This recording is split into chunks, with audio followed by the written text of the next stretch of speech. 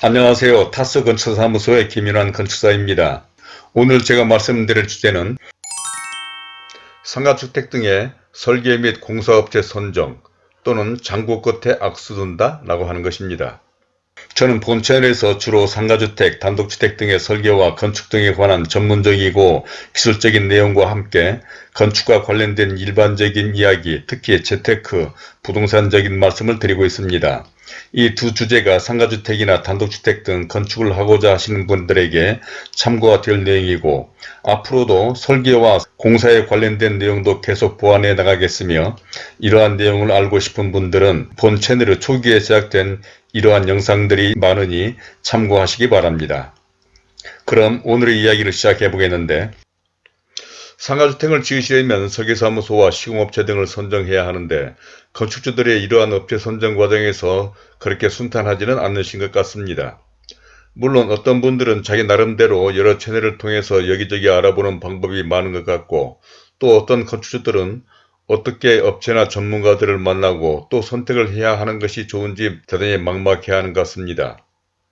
또 한편 생각해보면 저와 같은 전문가나 업체 입장에서 보면 왜 저렇게 복잡하고 힘들게 생각을 하고 일을 할까? 좀 더 쉽고 편하게 하는 방법도 많은데 오히려 이러저렇게 알아보고 생각하느라 시간과 비용도 더 들고 복잡해지기만 하는데, 정말 안타깝게 생각될 때가 많은데, 최근 이러한 문제로 어렵게 일하시는 몇 분의 건축주 사례를 보며 다음과 같은 내용으로 말씀을 드려보고자 합니다.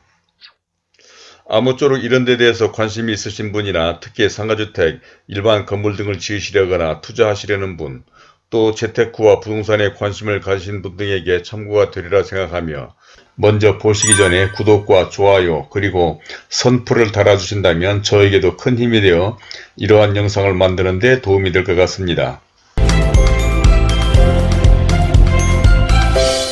그러면 순서에 따라서 첫 번째로 업체나 전문가의 물색과 선정의 어려움에 관한 것으로, 정말 세상 일은 단순하지 않기는 합니다. 이러저러하게 생각해야 할 것들도 많은데 실제 우리 주변에는 사건들도 많이 발생하고 있고, 특히 이런 상가주택 등을 짓는 건축 분야에는 여러 좋지 않은 소문과 사건들로 부정적인 인식에 팽배해 있는 것이 현실이니 오죽이나 할까라는 생각도 들기는 합니다.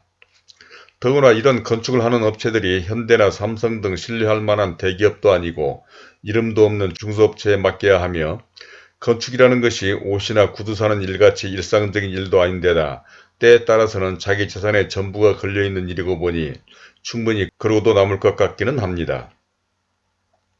그래서 이런 업체를 물색하는 것조차도 쉽지 않고, 또 그런 업체를 판단해 보는 방법도 없으니 이래저래 건축을 한다는 일이 어렵고 막연하게 생각하시는 것 같기는 합니다. 그런데 이런 상황에서도 또 어떤 건축주들은 지나치게 많은 정보로 오히려 일을 그르치거나 너무나 많은 생각으로 제대로 된 결정을 못해서 손해를 당하는 경우도 있는 것 같습니다. 다음은 두 번째로 넘쳐나는 정보와 업체마다의 의견에 대한 것인데, 요즘은 정말 정보가 넘쳐나는 세상 같습니다. 상가주택 등을 건축하는 경우에만 해도 관련된 책도 많고, 특히 인터넷에는 온갖 정보가 수두룩합니다. 네이버 등 포털에만도 관련한 것을 치기만 해도 블로그며 관련된 카페들이 수없이 많고, 또 이런 카페에 가입하거나 들어가기만 해도 수많은 사람들이 자신들의 지식이나 경험담 등이 널려 있고, 또 요즘에는 이런 유튜브에도 아주 다양한 정보들이 수도 없이 많습니다. 뿐만 아니라 현장을 돌아봐도 시공회사를 비롯한 각종 관련된 전문가들을 아주 쉽게 만날 수가 있는데, 특히 신도시나 택지개발지구 등에는 유사한 건물에 대한 공사가 한창이어서 이러한 분들로부터 자재나 공법, 특히 공사비 등에 대한 실질적인 정보를 충분히 얻을 수가 있고, 또 어떤 분들은 현장 사무실 컨테이너 등에 가설기를 무료로 해준다는 등 건축주가 접근만 한다면 얼마든지 관련된 정보를 습득할 수도 있죠. 그런데 문제는 이런 정보들에 대해서 신중하게 생각해 볼 필요가 있다고 생각합니다.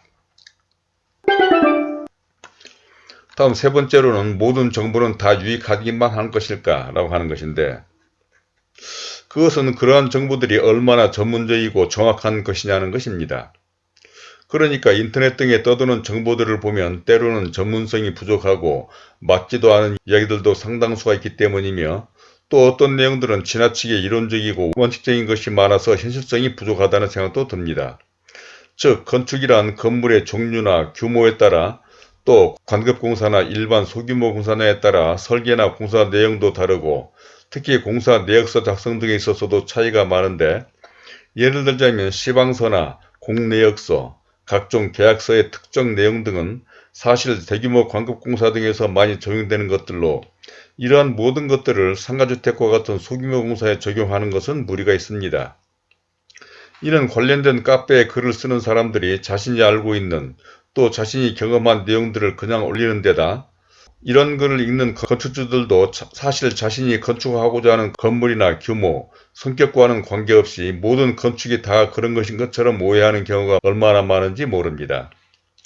이런 것들은 인터넷뿐만 아니라 관련된 책, 유튜브 등에서 떠도는 정보도 마찬가지인데 사실 그런 정보들이 모든 경우 그러니까 건물의 종류나 규모, 관급공사나 일반 소규모 공사 등 하나하나 구분해서 올리기는 어려울 것이고 또 부가가치세나 공사비 등 면에서는 현실보다는 원칙적인 이야기를 할 수밖에 없을 텐데 하여튼 건축을 잘 모르시는 일반 건축주들로서는 그래도 이런 정보들에 의존하기 쉬운 것이 현실인 것 같습니다.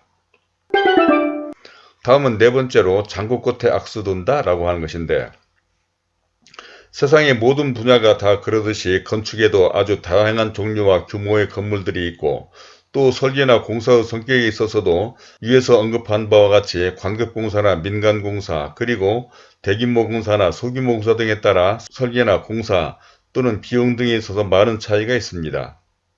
그러니까 같은 건축이라도 이러한 종류에 따라 특성이 있기 마련이므로 이러한 모든 것들을 구분하고 판단할 수 있어야 하고 또 그런 정보를 습득하는 데 있어서도 이런 점 등을 감안해야 할 텐데 사실 그렇지 못한 것이 현실입니다.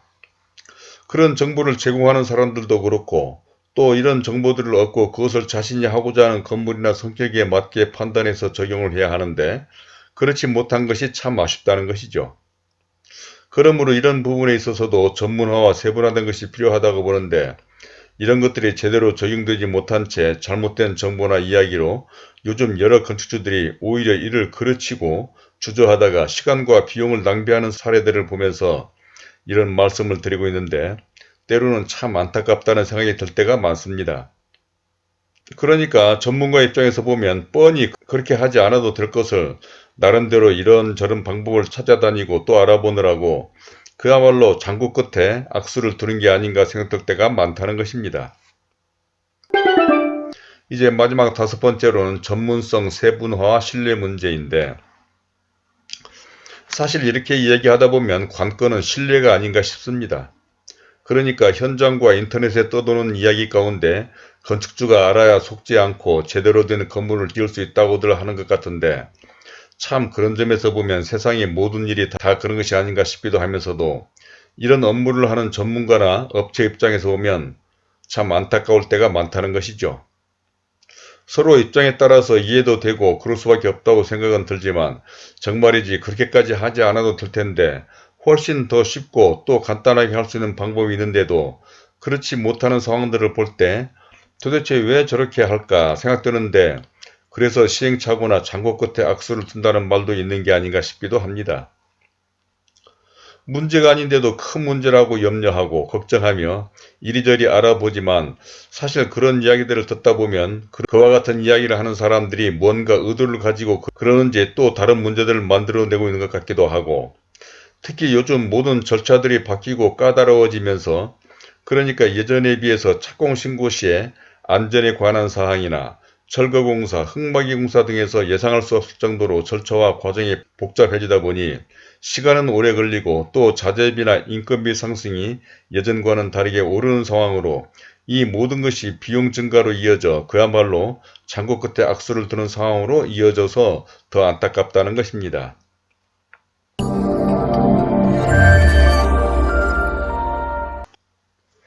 자, 이제까지 상가주택 설계 및 공사업체 선정하기에 대해서 첫 번째로 업체 물색과 선정의 어려움, 두 번째로는 넘쳐나는 정보와 업체마다의 의견, 세 번째로는 모든 정보는 다 유익한 것일까? 네 번째로는 장고 끝에 악수 둔다. 마지막 다섯 번째로는 전문성, 세분화와 신뢰 문제 등에 대해서 말씀을 드려봤습니다. 세상을 살아가는 데는 참 상상할 수도 없는 일도 많고 또 문제가 문제를 낳는 그야말로 세상이 복잡해지다 보니 아무런 문제가 아닌 것이 문제가 되는 경우가 많은 것 같습니다. 또 인터넷이나 유튜브 등 사실 저도 이런 유튜브로 이러저러한 이야기들을 하고 있기는 하지만 과연 이렇게 많은 정보들이 얼마나 신뢰성이 있고 또 정확한지, 물론 이러한 것은 비단 건축만이 아니라 의료나 정치, 사회 등 각 분야에서 심지어는 가짜 뉴스까지 양산되다 보니 더 혼란이 가중되는 게 아닌가 싶기도 합니다. 그래서 최근 여러 건축주들이 혼란스러워하는 상황들을 보면서 이런 때일수록 보다 더 전문적이고 세분화된 업체나 전문가를 잘 만날 수 있도록 주의해야 하지 않을까 싶어서 말씀을 드려봤는데 또 이렇게 이야기하다 보니 막연한 이야기로 그친 게 아닌가 싶기는 합니다. 그래서 혹시 이런 데 대한 의견이나 경험담 또는 궁금한 점 그리고 이런 문제 등과 기타 다른 건축 등에 관해서 좀 더 구체적인 상담이 필요하신 분들은 본 영상 아래 더보기에 적어둔 제 이메일 또는 전화로 연락을 주시기 바랍니다. 그러면 그런 점 등에 대해서도 좀 더 자세한 설명을 해드리도록 하겠고 또 구독과 좋아요를 눌러주신다면 본 채널에 관련된 다른 많은 참고 영상들을 보실 수도 있으며 화면 왼쪽에 제가 추천하는 이 영상들도 꼭 참고해 보시길 바라면서 오늘은 이것으로 줄이도록 하겠습니다. 감사합니다.